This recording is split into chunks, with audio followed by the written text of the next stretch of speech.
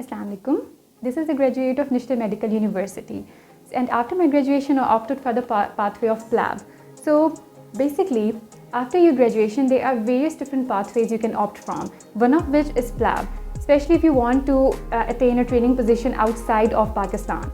So PLAB basically is a professional and linguistic assessment board examination.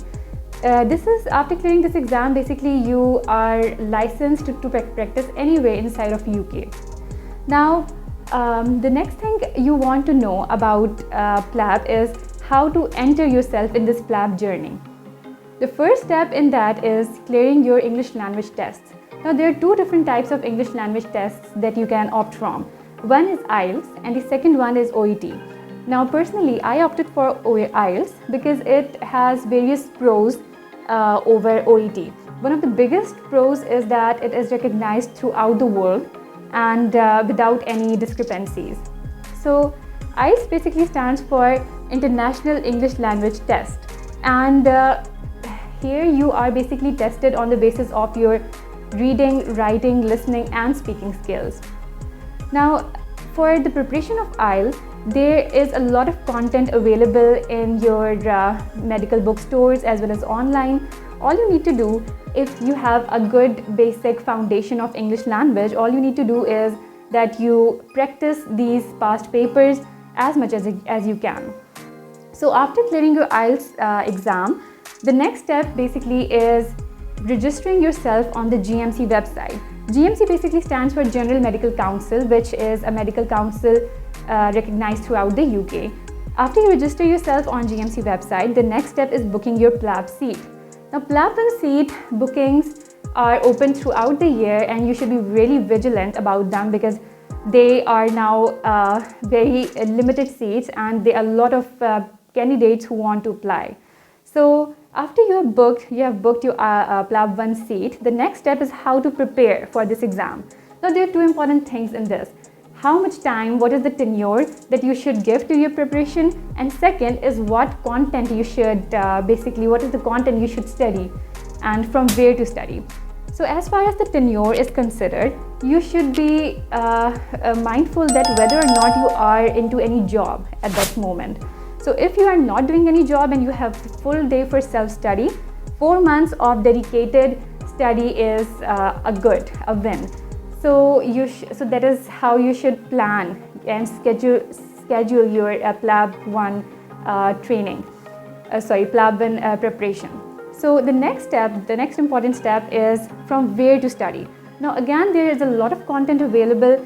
The three most important study tools that are available out there are plabable, second MedRevision, and third PLAB Keys.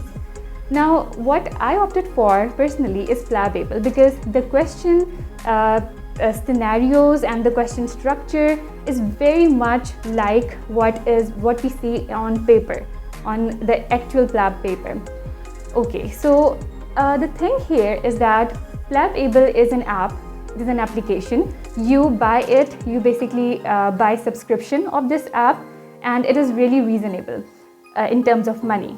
So basically, plabable is an MCQ based test where you are tested on the basis of your knowledge on applied anatomy, physiology and basically all subjects from first to final year. Plabable is a very precise study guide for your PLAB exam where you are given topic wise gems of each unit, and after those gems you are also able to practice the MCQs related to that particular topic, and this basically is a win. Now, what you need to do during your first go, when you are trying to complete your first course, the first thing you need to do is study the plabable gems of each topic of a particular unit. Study them and have great basic concepts have command on the concepts from those gems. And if you need to consult any medical books, your past medical books from your medical school, you can do that. The basic flex here is that you need to clear your concepts and don't cram, because the knowledge tested in your MCQs, in your PLAB MCQs are scenario based and clinical and applied knowledge.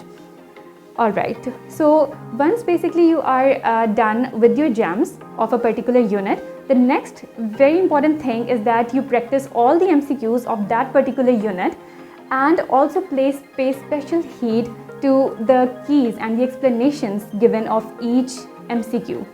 Now at this moment you are going to make notes of that particular topic, which are they basically what the thing is that there are specific things that are mentioned only in the explanation of the MCQs and not in the gems. So you should be compiling all those things in your notes, so that during your last revision there's no ambiguity and no rush.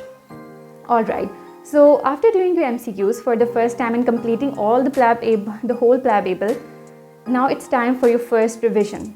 Now during your first revision, again you will go through all the gems and your notes that you made, and again you will do this topic wise. And after completing the gems and notes of each topic, you will go through the MCQs. You will solve again all the MCQs of that particular unit, and also read all the keys as well, really thoroughly. So this will be your first revision.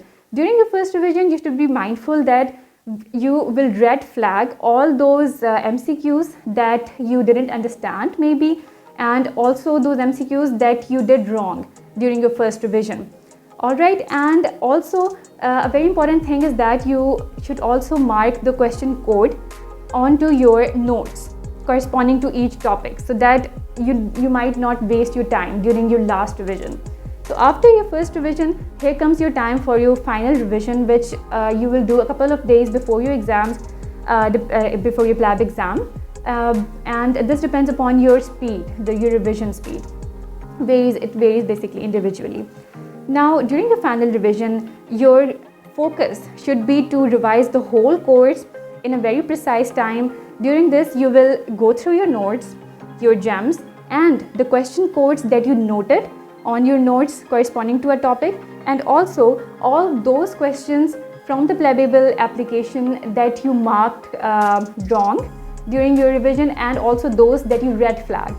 Now this will be the end of your last revision, and then you're good to go and attempt your paper. Now a very important thing in PLAB exam is that knowledge is not as important as your reflexes during the paper. What I mean to say, basically everybody has knowledge. Every medical student has enough ample knowledge. The thing is that you should have reflexes to apply that knowledge during that exam. There are 180 MCQs and 180 minutes to solve those MCQs, and the scenarios are a literal 7 to 8 line long questions. The scenarios are this long, and then there are a lot of lab values that are given. Your art should be to sift through that MCQ, through that scenario, and pick the buzzwords and pick the important lab values and the lab investigations, and then mark your answer. You should not your MCQ should not take a lot of time. Otherwise what will happen is that you will miss your paper, you will miss some of the MCQs. So this is the main thing, that you need to develop your reflexes during the paper. So inshallah, PLAB exam is very easy to crack, in that after you are done with your PLAB 1, the next step is your PLAB 2. So after you are basically, after your result comes, inshallah, and you pass, the second important step is booking your PLAB 2 seat according to your availability. And PLAB 2 exam occurs in the UK and not anywhere else in the world. And it is basically OSPTAP exam, where your knowledge is tested based on your communication skills more than your knowledge. So this is a very important part, and PLAB 2 basically is a very important step in clearing this exam. And there are a lot of different academies that you can choose from. What I chose was the Mushabi Academy, and you can clearly go through all the content that Dr. Mushabi basically put in his course. So after you pass your PLAB 2 exam, the second important thing is your GMC registration. And here another important thing that you need to remember is that your IELTS is available for 2 years, and it should not be expired unless you have, it should not basically be expired till your final GMC registration. Otherwise, you will have to retake the exam of IELTS. So the one thing I would like to add in the end is there are prerequisites. There are some things that boost your CV. If you want to go to the UK, the next important thing after passing your PLAB 2 and after getting your GMC registration is acquiring a job. So for that purpose, you need to boost your CV in advance. Now during your medical years, what you medical students can do is you should opt for some exam like BSc English or maybe some diploma and these are the programs that are really readily available nowadays. So you should also opt for these little diplomas and little courses because they will boost your CV.